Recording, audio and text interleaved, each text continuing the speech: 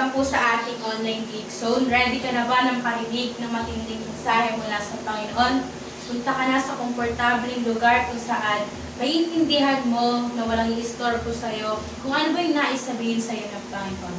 And kung ano man ay nararamdaman mo ngayon, naniniwala ako na si Lord ang bahala magpaintindihan. Amen? And kung makakaramdam ka ng depression, anxiety, iwanan mo muna yan and mag-focus ka sa sasabihin sa ng Panginoon. So, before we start, mag-pray muna tayo. Yes, Father God, Lord, maraming salamat, Panginoon, sa panibagong araw, sa panibagong buhay, Lord God, na yung pinagkaloob. I pray, Panginoon, na ikaw, Lord God, ang bahala, Lord God, yung mangusap, Lord God, sa iyong mga anak, Panginoon, kung anong, Lord God, yung nais mo, Lord God, sabihin, Lord God, na mensahe, Panginoon, naniniwala ko, Panginoon, na ikaw, Lord God, ang papaintindihan ko, Lord God, sa iyong mga anak. I pray, Panginoon, na ikaw, Lord God, speak behalf of me, Panginoon, naniniwala ko, Panginoon, may matinig kang mensahe ngayon, Lord God, sa amin, Lord God, sa iyong mga anak, Panginoon. Patuloy mo, Lord God, ibuhos, Lord God, yung pagpapala mo, Lord God, yung pagmamahal mo, Lord God, na yung iba, Lord God, na nakakaramdam na hindi sila kamahal-mahal, na hindi sila importante. Naniniwala ko, Lord God, na kapag once na, Lord God, yung binuhos mo, Lord God, yung pagmamahal mo, yung tinatch mo, Lord God, puso, Lord God, yung mga anak, Lord God, is mararamdaman nila, Lord God, na may tunay na ama or isang Diyos ang tunay nagmamahal sa kanila. Hindi na kailangan lang hanapin sa iba, kundi sa ilang namin, Lord God, mararamdaman. Lord God, maraming salamat, Panginoon. Ikaw, Lord God, ang bahala, Lord God, na manguna, Lord God, sa message na ito, Panginoon. Maraming salamat, Lord God. Sa ilaman, Panginoon, ang lahat ng papuri at pagsamba. In Jesus' name we pray. Amen and amen. So, may isang tao ba na nagsabi sa iyo na, I love you, saranghe, mahal kita, pero yung salita na yon is salita lamang na hindi na nanggagaling sa gawa o sa puso. Or mismo ikaw na nagsabi sa isang tao na to na, mahal kita pero sinasaktan mo siya. Mahal kita pero hindi mo ginagawa through your action. Amen? And kahit ako rin, minsan sinasabi ko yung sa sarili ko or sa mga tao sa paligid ko na, mahal kita pero hindi ko pinapakita sa gawa. Mahal kita pero sinasaktan ko siya or kung ano na yung mga sinasabi ko sa kanya. Amen? So, tonight, may matinding mensahe ang Lord para sa iyo. And for our team, this Geek Zone is, for this whole month is, the love beyond words. Amen? And sa bawat salita na binibitawan natin, mayroong pagmamahal doon. Amen? Pero kung nagsasalita ka lang ng, may masabi ka lang sa isang tao na to, or parang masabi mo sa kanya, pinagkakatiwalaan ka niya, sasabihin mo siya na mahal mo siya, or importante siya sa'yo.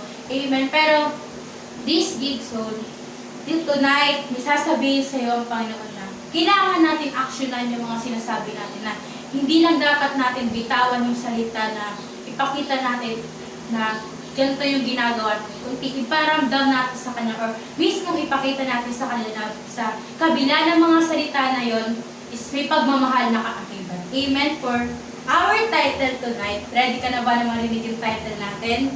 And type mo muna sa comment box na ready na ako na marinig yung title na yan at yung matinding mensahe ng Panginoon. Amen? For our title tonight is, I love you. Amen? I love you means, mahal kita, saranghe, te amo, maraming mga salita na pwede mo sabihin na I love you. Amen? Pero sa salita na to is, hindi lang siya mismong I love you, pero pinaramdam o mismong ipinakita ng Panginoon na hindi niya lang sinabi na mahal na tayo, pero ginawa niya. Amen po ba doon? And you can say, I love you any way you want, but we all know it goes beyond the words. Love is not just something we profess with our lips. Love should be shown through our action.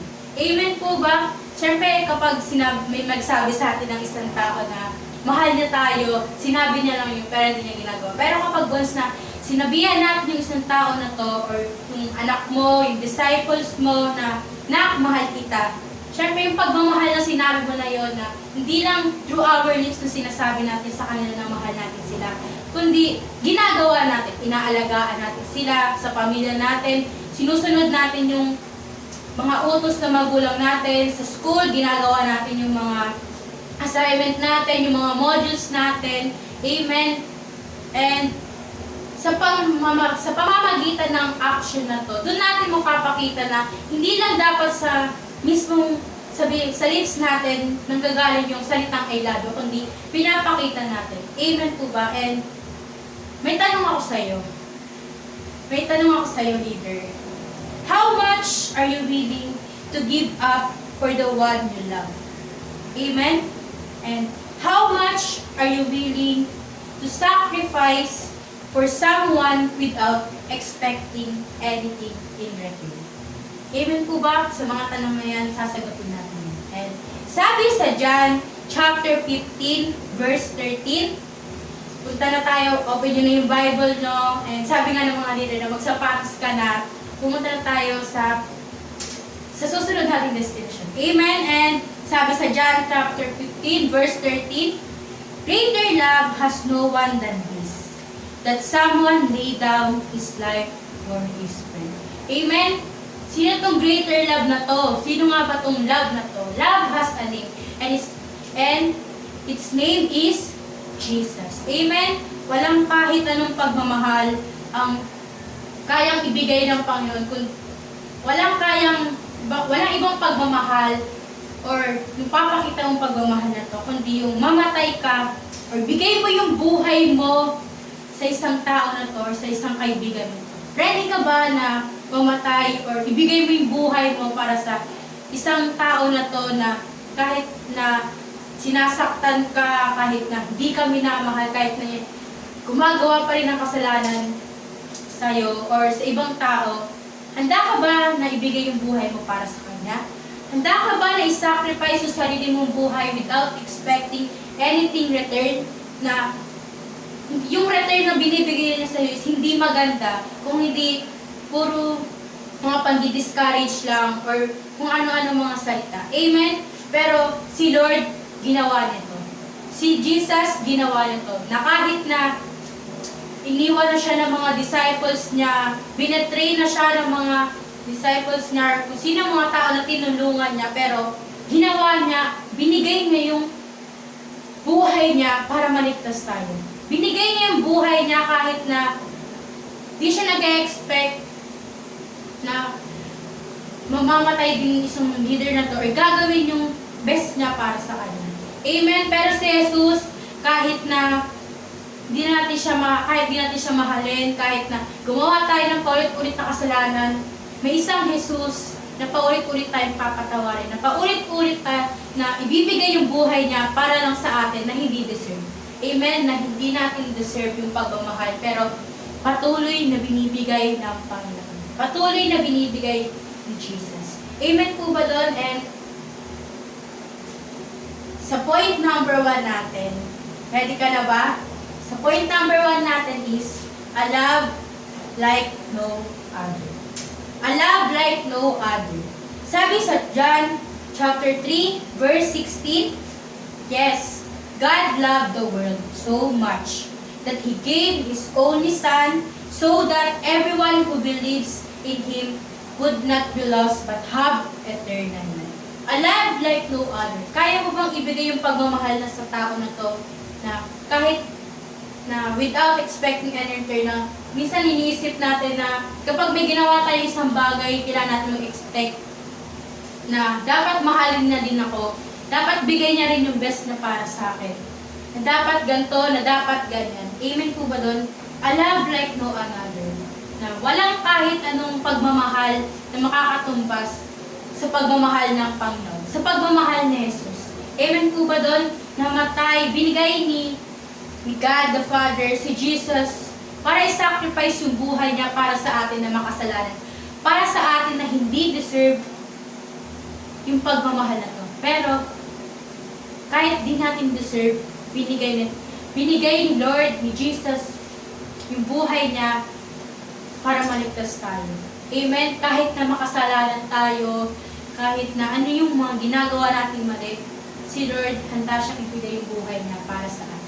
Si Lord, binigay niya yung buhay niya para tayo magkaroon ng panibagong buhay. Na eternal life, na panghabang buhay. Amen po ba doon? And a perfect and amazing love beyond compare. Amen? Walang kahit anong pagmamahal ang magiging katulad ng pagmamahal ni Jesus.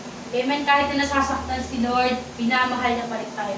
Kahit na nahihirapan si Lord, binamahal niya pa rin tayo. Pero ikaw, kaya mo bang mahalin yung isang tao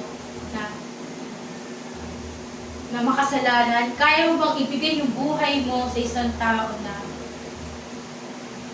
hindi ready, na hindi ka kayang tanggapin?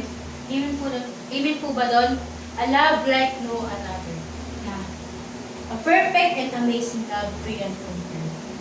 Pagmamahal na perfecto at amazing love na kahit anong mga salita or mga gawa na kahit ikaw mismo or ako mismo ay hindi ko matutumbasan yung pagmamahal ng Panginoon.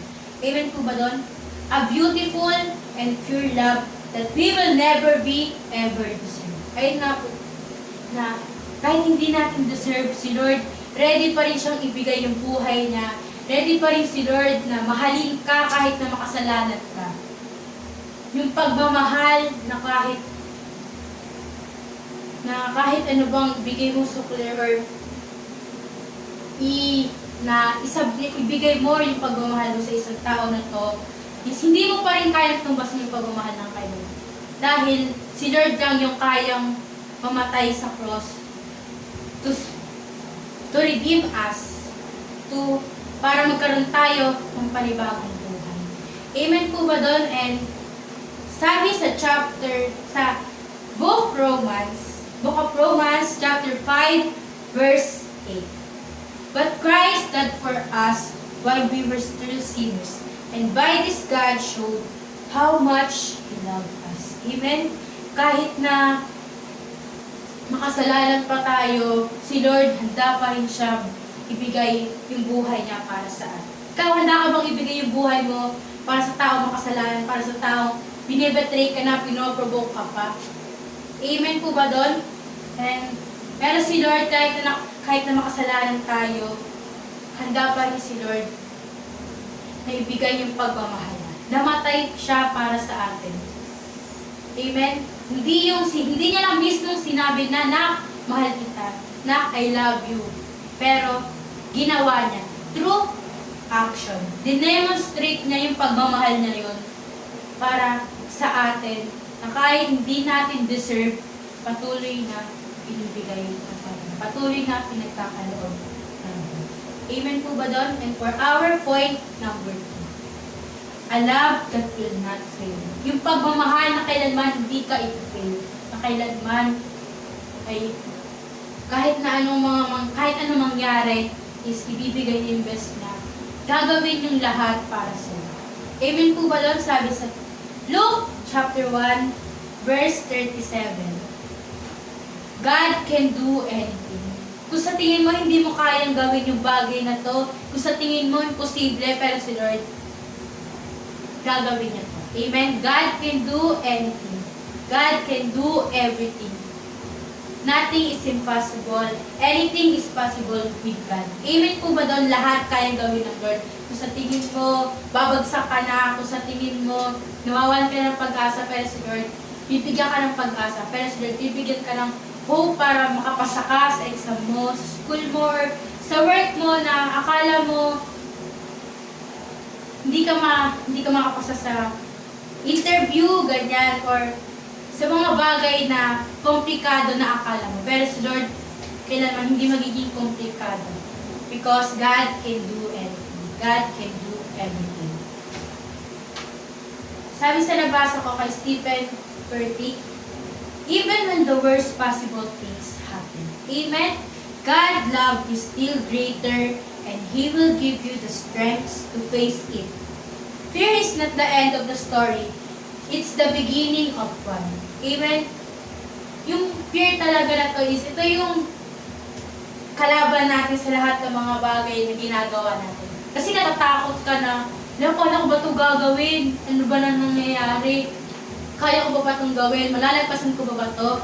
Amen? Pero si Lord, He will give you the strength to face it. Amen?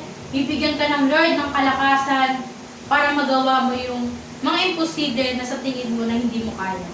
Amen? And even when the worst possible things, God's love is still here. Kahit na marami kong hardship, problems, or trials na kinakaharap, si Lord, handa pa rin siyang ibigay pagmamahal. Mas the best pa rin yung greater love na nanggagaling sa Panginoon. Amen po ba doon? And sabi sa kanta ng Elevation na Give Me Faith, my flesh may fail, my God will never fail. Amen. And palakpakan natin doon ng Lord. And our flesh may fail, yung mga desire natin, yung mga kagustuhan natin, ito mangyari, ganito mangyari. May times na mag-work siya, pero sa tingin mo, kapag hindi mo kasama ang Panginoon, magpe-fail yung desire or yung gusto mo na akala mo kaya mo, pero hindi naman pala. Kasi, yung flesh natin, minsan, ganito, ganyan, paiba-iba, na, ay nga, may flesh, our flesh may fail, but our God will never fail. Kailanman ang Panginoon ay hindi ka bibiguin. Kailanman ang Panginoon ay hindi mabibigo sa lahat ng kanyang pangako. Kailanman ang Panginoon is tapat at totoo sa kanyang mga salita, sa kanyang mga sinasabi. Amen po ba doon? And yung pagmamahal na kailanman ay hindi mag-fulfill. And yung pagmamahal na yun, that is Jesus. Yung pagmamahal na yun, tanging nang gagaling lamang sa Panginoon. Na kahit naisipin natin na sa mga bagay na worse, ang Panginoon ay kailanman hindi mag-fulfill. Ang Panginoon ay kailanman hindi ka ibiguin. Amen? And for our point number 3, a love that will fight for you. Pinagsabi na ba sa'yo na paglalaban kita? Paglalaban kita hanggang dulo, paglalaban kita hanggang mamatay, paglalaban kita kahit na mawala na yung saan, basta ikaw hindi. Amen po ba doon? Narinig naman natin to or mismong sinabi natin through our lips na sa isang tao na ipaglalaban natin siya. Sa isang tao na kaya mong gawin ang lahat, mapaglaban mo lang siya na kahit na against sa yung family mo or against yung mga tao sa iyo, ipaglalaban mo siya or ipaglalaban mo yung sarili mo na akala mo kaya mo pero hindi. Amen? Pero si Lord, paglalaban ka niya, even in the worst, kahit na masaya ka or sa mga battles mo na akala mo katapusan na. Amen? A love that will fight for you. Yung pagmamahal ay paglalaban ka kahit na komplikado. Amen? Sabi sa Exodus chapter 14 verse 14. Sabahan niyo ako magbasa. You will not have to do anything but stay calm. The Lord will do fighting for you. Amen? Stay calm. The Lord will fight for you. Magtiwala ka sa Lord, paglalaban ka niya. Tatagan mo pa. Amen? Takasan mo pa yung pananampalataya mo. Paglalaban ka ng Lord. Paglalaban ka ni Jesus, ng Panginoon, sa mga laban na akala mo katapusan na. Sa mga laban na akala mo matutumba ka na. Sa mga laban na kahit anong giants pa yung i-face mo, kayang patumbahin ng Panginoon. Kaya kang ipaglaban ng Lord. Amen? Kaya kang ipaglaban ng Lord kahit na siya, hindi mo kaya ipaglaban. Ang Lord, lagi siyang handa para sa atin. Lagi siyang handa sa mga bagay na akala natin is, sa tingin natin, ganito, ganun yung mga mangyayari. Amen? Ang Lord, kaya kang ipaglaban. A love that will fight for you, na handa kang ipaglaban kahit na hanggang sa kamatayan. Amen? Na kahit na paulit-ulit mong iwan si Lord, ipaglalaban ka pa rin. Ikaw, kaya mo bang ipaglaban si Lord? Kaya mo bang ipaglaban kung kahit na Kaya mo bang ipaglaban si Lord kahit na nasasaktan ka? Kaya mo bang ipaglaban si Lord kahit na nahihirapan ka? Amen po ba doon? Si Lord kahit na nahihirapan siya, kahit na nasasaktan siya, pinaglaban ka niya. Pinaglaban niya tayo. Amen. And sabi sa Deuteronomy chapter 20 verse 4. Sabahan niyo po ulit ako magbasa. For the Lord, you God, is He who goes with you to fight for you against your enemies to give you the victory. Amen? Yung mga leaders sa Jericho, yung mga soldiers doon, yung mga leaders doon is akala nila katapusan na nila na hindi na nila mapapatumba yung kaaway. Pero kinaman sila ng Lord na umikot sila ng 7 beses, mag-worship sila through ikutin nila yung wall of Jericho. And dahil sinunod nila yun, dahil mahal nila si Lord, sinunod nila yun. Amen? Ikaw, handa mo bang sundin ang Lord para mag-uwi ng victory? Handa mo bang ibigay yung buong buhay mo para sundin ng Lord? Amen? Pero yung dito tayo sa mga leaders sa Jericho, umikot sila ng 7 beses sa wall of Jericho. And dahil sinunod nila yung command ng Lord, nag-work. Amen? Nag-uwi sila ng victory dahil pinaglaban sila ng Panginoon. Through worship, na nag-praise sila, nag-worship sila, napatugtog sila ng mga instrument, paikot ng Jericho. And yung wall of Jericho is bumagsak. Yung kalaban is natalo nila. Hindi dahil sa magaling sila, hindi dahil sa marunong sila, hindi dahil sa malakas sila, kundi may isang Diyos na pinaglaban sila. May isang Diyos na nag-command sa kanila na ganito yung gawin mo. May isang Diyos na kahit kailan hindi matatalo. Na kahit anong gawin ng kaaway, kahit anong mga rule yung mga gawin ng kaaway, kailanman ang Lord pa rin ang magawin. Amen po ba doon?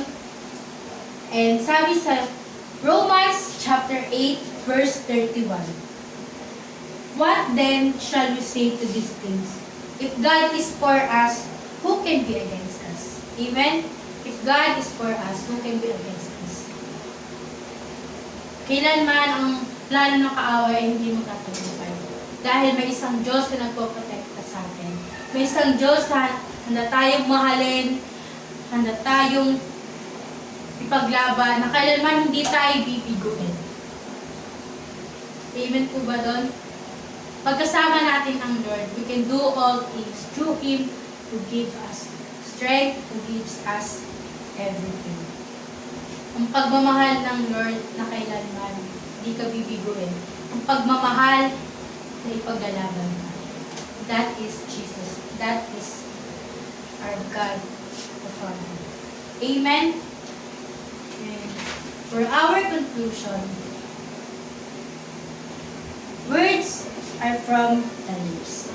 Actions are from the heart.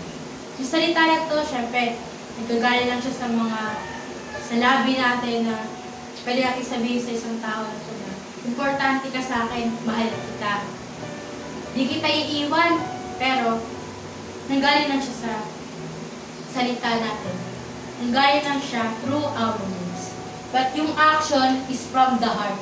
Hindi mo naman gagawin isang bagay kapag di mo ginagawa ng pagmamahal eh. Hindi mo naman magagawa isang bagay na maayos kapag wala kang pinipigay na pagmamahal. Amen?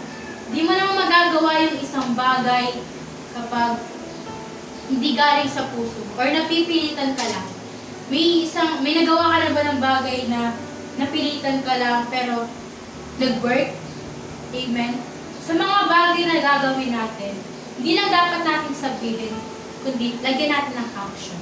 Action speaks louder than words. Amen? Sa mga salita na to, kailangan natin ng action. Words are from our lips. Actions are from the heart. Action na nanggagaling sa puso. Action na hindi na pipilitan. Action na binibigay yung pagmamahal sa ginagawa. Well done is better Well done is better than well said. Amen? Well said. Said. Ibig sabihin, sinabi mo lang. You said lang. Amen? Pero yung well done, nagawa mo. Hindi mo lang sinabi, pero ginawa mo. Natapos mo through action. Natapos mo na may pagmamahal. Amen po ba doon? Sa lahat ng bagay na gagawin natin, bigay natin yung best natin na hindi lang dapat through our lips. Na sinasabi natin yung words na to sa isang bagay o sa isang tao, sa paligid natin, but through our action from our heart. Amen? And sabi sa Colossians, chapter 3, verse 22, in all the work you are given, do the best you can. Work as through you are working for the Lord, not any earthly master. Pag gagawa tayo ng isang bagay, isipin natin na nag-work tayo sa Panginoon. Huwag natin isipin na naglilingkod tayo sa makabundong bagay or sa mga tao na pinaglilingkuran natin para lang mabigay yung best natin. Kundi, mag-work tayo sa Panginoon. Amen? Maglingkod tayo sa Panginoon. Hindi yung mga tao na nasa paligid natin. Si Lord yung paglingkuran natin. Amen? Si Lord yung hayaan natin na kumilos sa buhay natin. Si Lord yung hayaan natin na magbago sa heart natin sa mga dati natin na hindi ginagawa. And do it with love. Amen? Pwede kang mag-work sa Panginoon na gusto mo lang, pero hindi mo masasabi na nag-work ka sa Lord na hindi mo binibigyan ng pagmamahal. Amen? Sa lahat ng gagawin natin, bakit kailangan ng pagmamahal? Bakit ganito? Bakit ganyan? Because love is spiritual. Amen? Ang pagmamahal, sabi ko nga kanina, love has a name. His name is Jesus. God is love. Pag wala kang pagmamahal, hindi mo magagawa yung mga sabay. Pag di mo masasabi na tunay kang hindi lingkod sa Panginoon. Amen? Maglingkod tayo ng may pagmamahal. Maglingkod tayo ng kagaya ng pagmamahal ng Panginoon. Do it with love. Gawin natin yung mga bagay na may kaakibat ng pagmamahal. Huwag tayo mapilitan sa mga ginagawa natin, kundi gawin natin dahil gusto natin. Dahil ito yung tama. Dahil masaya tayo sa ginagawa natin na may kasamang pagmamahal. Amen po ba doon? I love you. That's our title. You can say anything. You can say I love you any way you want, but you all know that just beyond you. O madaling sabihin na mahal mo yung isang tao na importante siya sa'yo, pero just that are words just beyond the words. Amen? Pero yung pagmamahal na hindi lang dapat natin sabihin is kailangan gawin din natin through our action. Do it. Ibig sabihin, gawin natin. Hindi mo naman sabihin na yung salita mo is yung mismong gagawa, kundi ikaw, syempre mag-work ka. Do it. Love is an action word. Amen? Do it. Do means action. Verb. Amen? Verb is an action word. Do is an action. And sa lahat ng gagawin natin, hindi lang dapat natin sasabihin, kundi dapat natin gawin. Amen? So, leaders, hindi lang dapat natin sabihin sa nanay natin, sa magulang natin, tatay, or mga disciples natin na mahal natin sila, kundi pakita natin, alagaan natin sila, i-encourage natin sila, or kung pag may closel kayo, libre mo sila sa McDo, mga fishball, ganyan, i-equip natin sila, i-share natin sila, share natin yung mabuting balita. Amen? I love you. Hindi lang dapat salita. Lagyan natin ng gawa. Amen? Maraming salamat po sa ating lahat. And samahan niyo po ako mag-pray and Ikaw kung anong man yung pinagdadaanan mo, gusto ko lang sabihin sa'yo, tapat at higit at totoo ang pagmamahal. So let's pray. Yes, Lord. Maraming salamat, Panginoon, sa napagpili sa inyo. Naniniwala ko, Panginoon, kung salita at pinagbihan is just a knowledge. Pero Lord, mas sapat yung ginagawa mo sa buhay namin. And naniniwala ko, Panginoon, na imatindi ang gagawin, Lord God, sa leader, Lord God, na pamaharap, Lord God. Anxiety, depression, Panginoon, at sa lahat, Lord, mga leaders, Lord God, sa buhay. Lord, maraming salamat, Panginoon. We can say, I love you, and anyway we want, but just beyond the words. Love is an action word, at kailangan namin lagyan ng action. Kagaya, Lord God, ng pagmamahal mo, Lord, sapat, higit, Panginoon, ang pagmamahal mo, Lord God, na kailangan hindi namin matapos. Lord, salamat, Lord God, dahil namatay ka, dinemonstrate mo, Lord God, yung pagmamahal mo, Panginoon, para sa amin. Kahit na hindi namin deserve, Lord God, patuloy mo, Lord God, binibigay yung pagmamahal mo. Lord, salamat, Lord God, dahil kahit na makasalanan kami, Panginoon, nakatawad mo pa rin kami. Minamahal mo pa rin kami. Lord, kulang, Lord God, ang mga salita. Kulang, Lord God, ang mga salita. Lord God, ibigay namin, Lord God. Ready kami, Lord God, ibigay, Lord God, ibigay natin. Para sa Lord, salamat, Panginoon, dahil kailanman hindi mo kami binigyan. Salamat, Panginoon, dahil palagi mo kami pinaggalaban kahit na hindi ka namin pinaggalaban, kahit na paulit-ulit ka namin pinili. Lord God, ready mo pa rin kami, Lord God, na tinatanggap kami. Ready ka pa rin, Lord God, i-open, Lord God, yung arms mo, Panginoon, para mahalin kami, para tanggapin kami, Panginoon, para ibigay, Lord God, yung blessing, para fulfill, Lord God, your promises. Lord, maraming salamat, Panginoon, sa mensahe, sa pagmamahal mo, sa mga ginagawa ng Panginoon. Kahit na, Lord God, nakakaramdam kami, Lord God, ng pagsubok, trials, hardship, Panginoon, kahit na mabuhay na kaaway, still, Panginoon, grabe pa rin, Lord God, yung pagmamahal. Grabe pa rin, Lord God, yung ginagawa mo sa buhay namin. Lord, sapat na ibigay na pagmamahal. Kahit na pagmamahal. Ang gagaling sa tao, Lord God, ay walang kahit sa mga kapinis. Dahil, Panginoon, ito lang ang nag-iisa. Sa iyo lamang, Panginoon, nag-iisa. Ang totoo at tulad. Maraming salamat, Panginoon. Lord God, ang bahala, Lord God. Bless, Lord God, sa lahat. Lord God, mga leaders mo, Panginoon. Lord God, matulog. Provide, Lord God, ang pangangailangan ng para sa Lord God. Physical man, financially, emotionally, Panginoon. We pray, Panginoon, sa kulit ng fresh and busy, Lord God.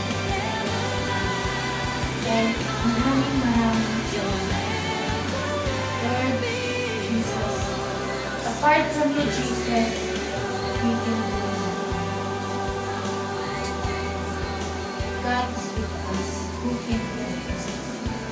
Walang kahit anong effort ang makakawal. Na hindi siya kailanman nabawal. Dahil ang Panginoon namin na victorious ang magawal. Lord, maraming salamat, Panginoon, sa ilaman. Lord God, ang lahat ng papuri at pagsamba. In Jesus' name we pray. Amen and amen. So, leaders, mahal ka ng Panginoon. Handa ang Lord na ibigay yung buhay niya, maligtas ka lang. Paparamdam niya lang sa'yo na totoo at sapat at higit yung pagmamahal niya. Handa ang Lord na ipaglaban ka. At kailanman, ang salita ng Lord, mismo ang Lord ay hindi ka i-fear. Laban lang, leaders, kaya natin ito. Dahil may Diyos na malakas at kailanman hindi tayo bibigyan. Maraming salamat, leaders. God bless!